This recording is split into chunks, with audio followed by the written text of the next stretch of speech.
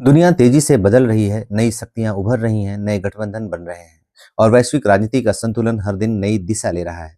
ऐसे समय में एआई इम्पैक्ट समिट के दौरान फ्रांस के राष्ट्रपति इमैनुअल मैक्रों और भारत के प्रधानमंत्री नरेंद्र मोदी ने भारत और फ्रांस के रिश्तों को एक नई ऊंचाई पर पहुंचाया है। नमस्कार, मैं हूं प्रवीण गुप्ता और आप देख रहे हैं PSIR रिसर्च। फरवरी 2026 में दोनों देशों ने अपने संबंधों को विशेष वैश्विक रणनीतिक साझेदारी का दर्जा दिया। यह केवल एक औपचारिक घोषणा नहीं थी, बल्कि आने वाले दशकों की रणनीतिक दिशा तय करने वाला कदम था। इस साझेदारी की नींव है भरोसा, और यह भरोसा सबसे स्पष्ट दिखाई देता है रक्षा के क्षेत्र में। भारत ने फ्रांस से 26 राफेल मरीन लड़ाकू विमान खरीदने का निर्णय लिया है। ये विमान समुद्र में भारत की रणनीतिक क्षमता को मजबूत करेंगे। पहले ही दसाल्ट राफेल भारतीय वायुसेना में अपनी भूमिका साबित कर चुका है और इसी क्रम में स्कॉर्पियन क्लास सबमरीन पनडुब्बियां भी भारत की समुद्री सुरक्षा का अहम हिस्सा भी बनी है। सहयोग का दायरा केवल रक्षा तक सीमित नहीं है। ऊर्जा क्षेत्र में भारत ने 2047 तक 100 गीगावाट परमाणु ऊर्जा उत्पादन का लक्ष्य रखा है। फ्रांस, जो परमाणु तकनीकी में अग्रणी है, इस लक्ष्य में भागीदार बन सकता है। जैतापुर परमाणु परियोजना और छोटे मॉड्यूलर रिएक्टर पर दोनों देशों के बीच समझौता भारत की ऊर्जा सुरक्षा और स्वच्छ ऊर्जा के भविष्य को नया आकार दे सकता है। तकनीकी और अंतरिक्ष में भी यह रिश्ता मजबूत है। भारत की अंतरिक्ष agency Indian Space Research Organisation और फ्रांस की CNES कई वर्षों से संयुक्त मिशनों पर काम कर रही हैं। इसमें सबसे प्रमुख है तृष्णा मिशन, जो जलवायु और संसाधन प्रबंधन में मदद करेगा। आर्टिफिशियल इंटेलिजेंस या AI के क्षेत्र में भी साझा दृष्टिकोण दोनों देशों के हैं। दोनों देश सुरक्षित और मानव केंद्रित AI की बात करते हैं।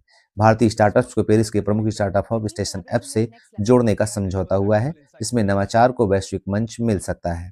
भू राजनीतिक स्तर पर इंडो पैसिफिक क्षेत्र इस साझेदारी का अहम स्तंभ है। फ्रांस की वहां सामरिक मौजूदगी और भारत क्षेत्रीय संतुलन की प्रमुख शक्ति है।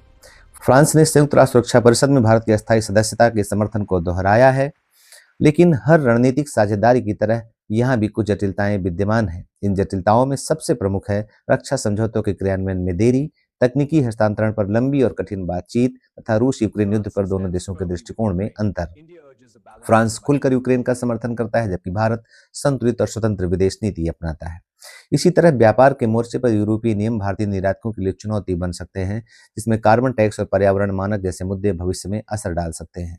डेटा सुरक्षा को लेकर भी दोनों देशों के दृष्टिकोण में अंतर है, क्योंकि फ्रांस यूरोपीय डेटा संरक्षण मानकों का समर्थक है, जबकि भारत ने digital personal data protection act 2023 के जरिए अपना अलग ढांचा बनाया है। वीजा और वर्क परमिट से जुड़े नियम भी युवाओं पेशेवरों के लिए एक व्यवहारिक चुनौती बने रहते हैं।